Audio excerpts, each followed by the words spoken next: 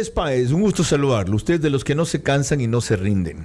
No sé si necio o tenaz o las dos cosas, pero ambas se requieren para llegar a los grandes ideales en política. Ayer dimos cuenta del informe que usted mandó cerca de mediodía, de cómo había evolucionado la audiencia, de la grata impresión que le había dado la intervención del procurador. Yo también destaqué el hecho de que haya ido después de que dijo que no iría y mandaría al director de patrocinio jurídico y al representante de la Procuraduría en Santa Elena. En fin, lo que no tenemos claro es cómo transcurrió el resto de la audiencia y sobre todo cuáles fueron sus argumentos. Bienvenido.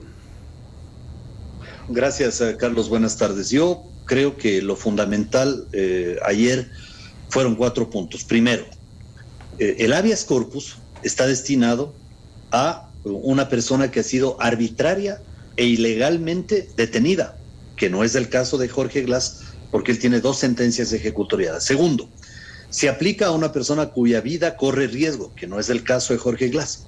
O tercero, se aplica a una persona cuya integridad personal o salud corre riesgo, que tampoco es el caso de Jorge Glass. Yo creo que ese es un primer enfoque. Un segundo enfoque es que toda la narrativa del correísmo está alrededor de sostener que Glass está muy enfermo. No parecía tan enfermo cuando salió de la cárcel, impecablemente vestido, con implante capilar, con arete en la oreja, con sonrisa de oreja a oreja y con gafas de marca, y que se fue de tarima en tarima, bailando, chupando, festejando, es decir, no parecía tan enfermo. Sin embargo, ¿qué es lo que se les hizo notar a esa narrativa del correísmo expresada a través de diferentes voceros?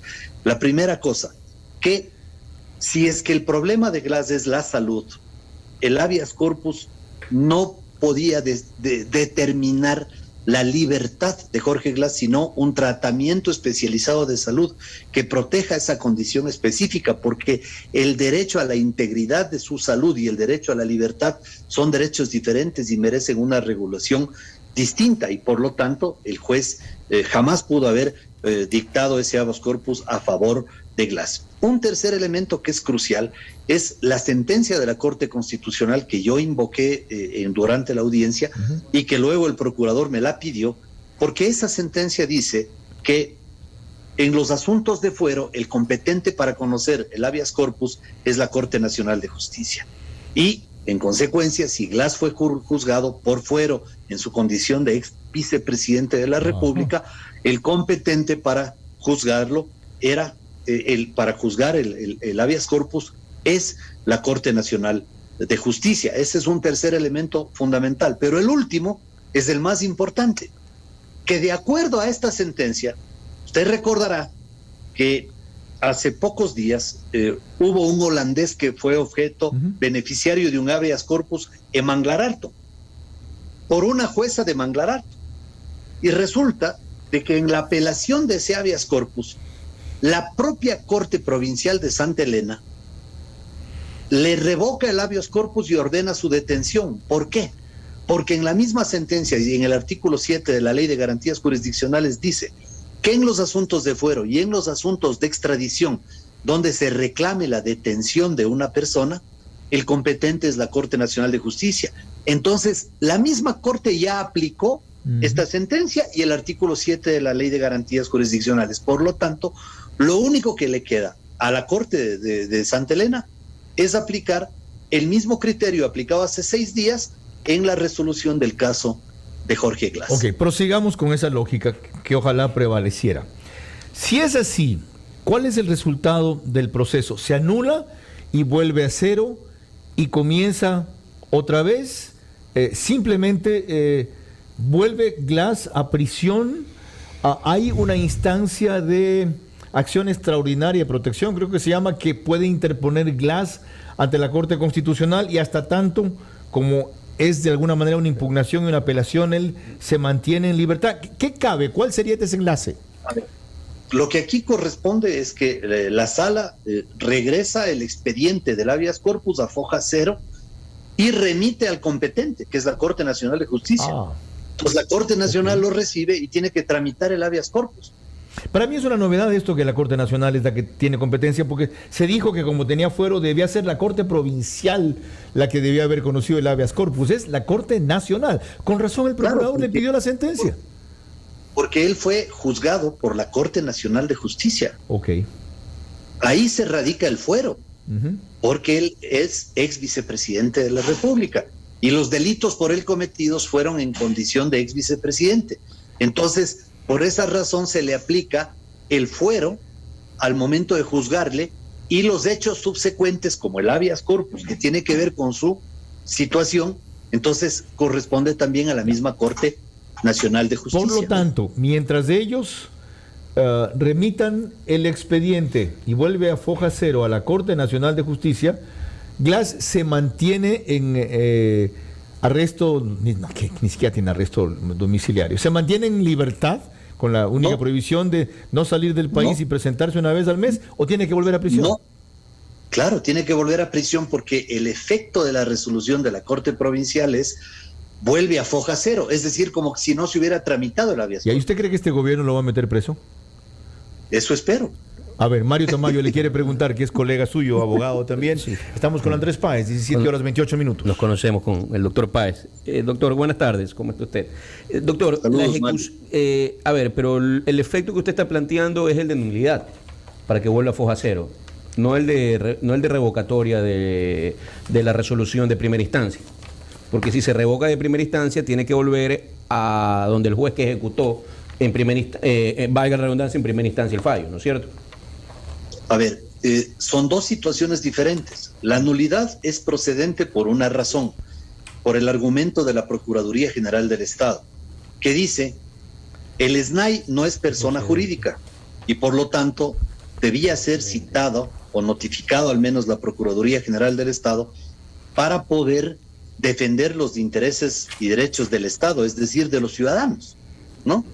Entonces, la nulidad es procedente porque la citación es una solemnidad sustancial. Y la revocatoria es procedente también, ¿por qué? Por razones de competencia. Porque la Corte, en primer lugar, tiene que asegurar dos hechos: la jurisdicción y la competencia. Doctor, ¿usted no cree que al pronunciarse sobre nulidades y al pronunciarse, esto en el ánimo de enriquecer el debate, no por llevarle la contraria de Contreras, nada más? No, en el ánimo, no cree... Además, este es su trabajo. Ya, en el ánimo de pronunciarse sobre una nulidad, que es algo, según lo que usted nos dice y lo que estoy persiguiendo yo de forma, versus el obtener un dictamen que se pronuncie sobre el fondo, es decir, que el habeas corpus no era procedente, no por cuestiones de forma, sino por cuestiones de fondo. ¿Usted no cree que sería más importante que se pronuncie la Corte Provincial de Santa Elena sobre lo de fondo y no sobre lo de forma? Lo que pasa es que muy probablemente no podrá pronunciarse sobre lo de fondo, porque lo de forma se corrige y se lo vuelve a presentar. La instancia de apelación es pronunciarse sobre las formalidades, pues. O sea, si no se ha asegurado el tema de la jurisdicción y de la competencia, ya es irrelevante pronunciarse sobre el tema de fondo. Sin embargo, si la Corte se pronuncia por lo de forma, tiene el tema argumentado por la Procuraduría, falta de citación a la Procuraduría y un montón de otras cosas de forma, y también tiene la incompetencia desde el punto de vista de la forma. Una sola inquietud. Y desde el punto de vista de fondo, permítame terminar, por favor. Claro. Desde el punto de vista de fondo, aquí hay un argumento que yo lo sostuve ayer y que es medular.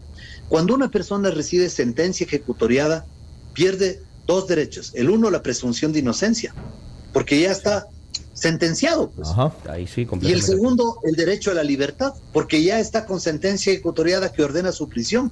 Entonces, ni la presunción de inocencia ni el derecho a la libertad pueden ser objeto de habeas corpus. Perdone que le interrumpí. No entendía, todo lo contrario. No, más vale... No, el que interrumpió fui yo. Abogado, entonces, para tener una cosa clara, la Corte opta por lo uno o opta por lo otro. No puede referirse a las dos causales, a la una un error de fondo y a la otra un error de forma. O lo uno o lo otro, o puede decir que ambas.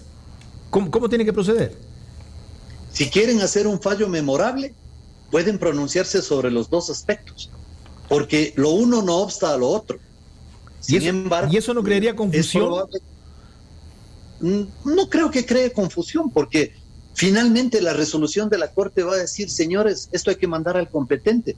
y que sea el competente el que juzgue si el habeas corpus es bueno o malo, más o menos, regular, caliente o frío. Está claro. Pero que vaya al competente. Doctor, Me da la impresión de que la Corte va a hacer eso, porque obviamente la Corte se va a quitar la papa caliente de las manos. Pues. ¿Y quién es el competente, doctor, desde su punto de vista? El artículo 7 de la Ley de Garantías Jurisdiccionales y la sentencia de la Corte Constitucional que invoqué ayer dicen claramente que en los casos de fuero el competente es la Corte Nacional de Justicia. La acción extraordinaria de protección suspende los efectos de las resoluciones, ¿sí o no? No. No. En ningún caso claro. la acción extraordinaria se concede con efectos suspensivos y no meramente devolutivos. Ok, gracias Andrés Páez, tanto por la aclaración como por la participación de ayer en una cosa en la cual no había como hacerse loco y usted no es de esos. 17:32. Acaban de escuchar lo que nos faltaba conocer de la audiencia sobre el habeas corpus de Glass y lo que debe ocurrir de acuerdo a lo que se argumentó ayer.